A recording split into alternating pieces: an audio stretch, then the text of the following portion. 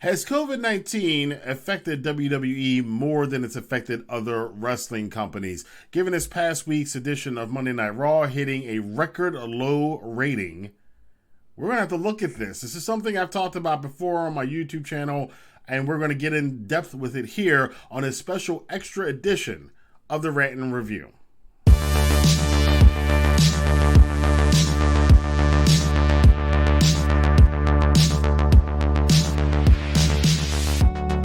Sexy bitches, this is a special extra edition of the Rantin Review podcast.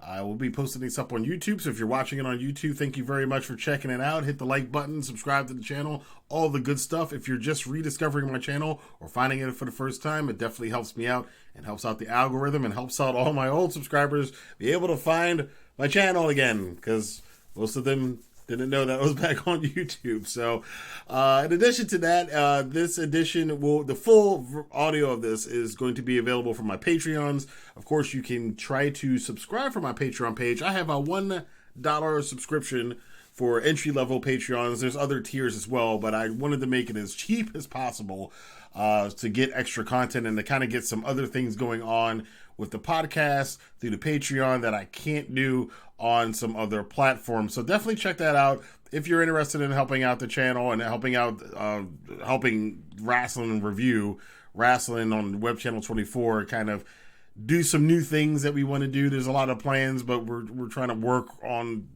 doing something different in the future that's not seen anywhere else. Definitely check it out. Check out the Patreon. And if not, just subscribe to the mailing list. The mailing list is free, 100% free. The Patreon page is $1. And you'll be able to hear the whole entire audio of this podcast on there. However, for the free version of this, I'm going to be talking today, as you heard from the intro, about COVID and how COVID has affected WWE. I'm going to go into this too a little bit more at the year-end videos that I'm going to be doing on YouTube and on the podcast. But I did want to talk about it this week in particular because Monday Night Raw's ratings came in, and they are not good. 1.53 million. I think it's the lowest rating in the history of the show. Now, we're going back to 1993, 94 editions of Raw that were, the 96 too, which were pretty tough to get through. Those were some really bad episodes of Raw if you go back and look at them. However, it's more significant today because a lot of the WWE sweaties get very uppity about their position as the number one company. And that is dropping very quickly. In fact, I think Raw lost out in the 18 to 49 demographic to AEW that week, which is not good if you're a WWE sweaty.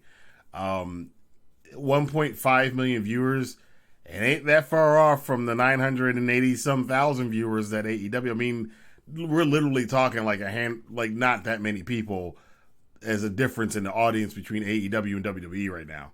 And the gap is getting smaller and smaller all the time, it seems. Now, I think WWE will be able to increase the gap because AEW is going to be preempted because of the NBA over the next couple of weeks.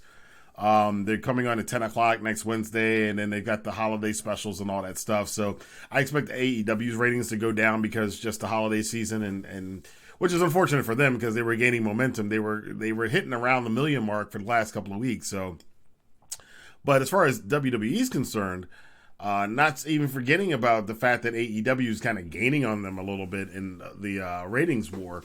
And that's, even with them throwing NXT up against them.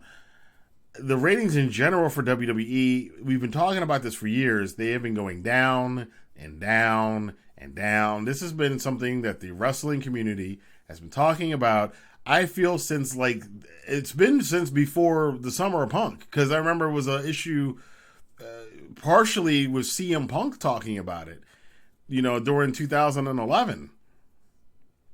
We're almost 10 years into this now. The ratings have been consistently going down for over 10 years, though. If you look at the charts, I mean, at one point in time, WWE was like 4 million was considered good. If it was just above 3 million, that was considered, a disaster. We're half of that now. Half of that. And, we can blame it on COVID, and there is reason to, and COVID has had an effect on it, and I'll get into the reason why I think it had an effect on it. I was talking about this before COVID, and when COVID happened, and I saw what was going on with the wrestling industry, I was like, WWE might suffer from this the most, and I think they have. But COVID does matter to the ratings, but I do think that this is more of an indictment about the content in WWE. By compare, look at the rest of the wrestling industry, and let's look at the other two major league wrestling companies, or in my opinion, in the world right now, which would be AEW and New Japan. Now, AEW, much like WWE, their ratings went down when COVID started months ago, but AEW fought back and increased their ratings, and in fact got their ratings higher than what they were before COVID. So, like I said, the past couple of weeks, they've been hitting over 900,000 viewers, knocking on the door of 1 million. And if you count in the overruns and everything else, it is over 1 million viewers for AEW Dynamite every single Wednesday for the past couple of weeks. So they've increased their audience. New Japan has gotten back to, selling out what they can sell out at 30 or 40 or 50% capacity, whatever it is. Even with they have 4,000 people at the Budokan. Their ratings are there. Now, there is a little bit of a dip going on with New Japan because, even Okada has kind of hinted at this, is that because of the booking decisions with the world title picture with Evil, it didn't really work out too well. And they may have lost some viewership over there in Japan.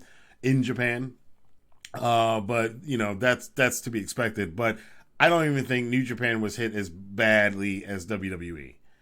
New Japan's kind of almost back on course. AEW's increased its audience.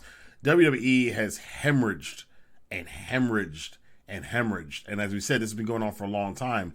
We're at down to 1.5 million people. And then this day, in the last 6 months, if they got over 2 million, that was considered good. Again, remember, 5 or 6 years ago, if they got 3 million viewers, people were freaking out thinking that the company was about to close its doors. So 1.5 million, and then even some Raws, even when they're not doing that low, it's usually about 1.8 to 2.2 million for Raw and SmackDown. SmackDown's even worse because SmackDown's on network television, so the ratings should be a lot higher. There was all the speculation and rumors that Fox Sports expected at the minimum a 3.5 for that $1 billion they paid for SmackDown or whatever it was a year and a half ago. I don't know. Now, is this going to affect WWE's bottom line? Not in the short term. They're making money hand over fist. They're still making more money than they ever have before. If you look at the corporate reports, which is something else I'm going to get into in the future on this channel.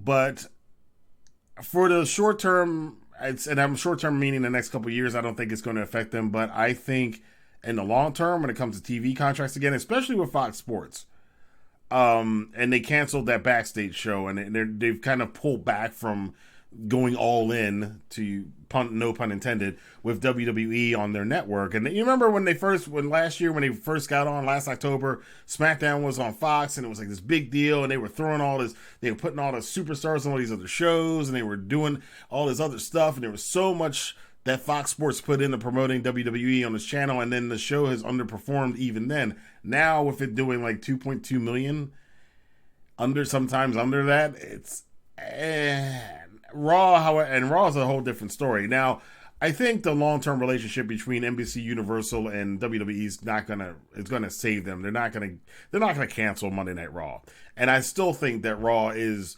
still, if not the highest, one of the highest rated shows on USA Network anyway. So I don't see them getting rid of it. I don't think there's any chance of Raw getting canceled. However, the big problem could be, are they going to be able to get the same amount of money for those TV deals, though, next time the TV deals come up? Because I don't know. Now, before, a couple years ago when the TV deals came up, I was always an advocate of, they're not going to lose too much. Maybe they'll lose something, but not too much. But this, I would not be surprised if that $250 million that they're getting from these companies every single year is cut severely. We got another company now that TNT is paying a fraction of a fraction of a fraction of what NBC Universal and Fox Sports are paying WWE for TV content. And AEW is knocking on the door of WWE's ratings and viewership.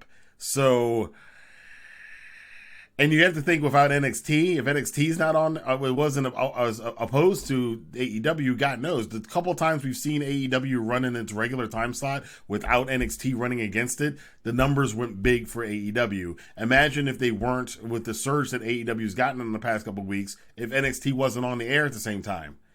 They might almost be catching up with I'd have to think it's another 300,000 viewers, maybe. They'd be right in the range with Raw and SmackDown. So I think that's going to play into it. I think TV executives aren't stupid people, and you got people here. They're shuttling. You're dealing with millions and millions, hundreds of millions of dollars. They're not dumb. They're not going to sit there and go at NBC Universal and Fox Sports and go, "Here, Vince, here's another $250 million a year for your show." That, by the way, we know what's going on over there in TNT. Those guys are paying a fraction of what we're paying, and they're getting almost the same results in viewership and advertising revenue. Now, I don't know about the advertising revenue because AEW's commercials seem to be might be not as profitable as the ones running on WWE TV shows. I'll have to look into that. But I think overall, though, the price has got to come down. And if the price doesn't come down, I will be shocked if on the next TV deals, if things continue the way they're going, if WWE is still getting paid $250 million a year for Raw and SmackDown, I'd be shocked. Something's wrong there. The cronyism is probably in on that. But now what I want to do right now, though, is I want to look at what might happen and what might be the cause of these things, of the ratings going down so far, and what WWE can do to fix it, which was a big topic today in social media, on Twitter, on Facebook. I saw a lot of WWE fans talking about this, so we're going to get into this after this bit of a break. Thank you guys so much for checking out the free version of the Rantin Review extra bonus episode of the podcast. Of course, if you want to check it out, the full episode, the rest of this video, and future exclusives, you can always go to my Patreon page, patreon.com/wrestling with 3 S's, Rantin, and you can get on there for only $1. It's $1 to join up for the Patreon page and to get some of these extra content, extra videos, and extra podcasts throughout the month. So thank you guys again for listening, and I will see you around.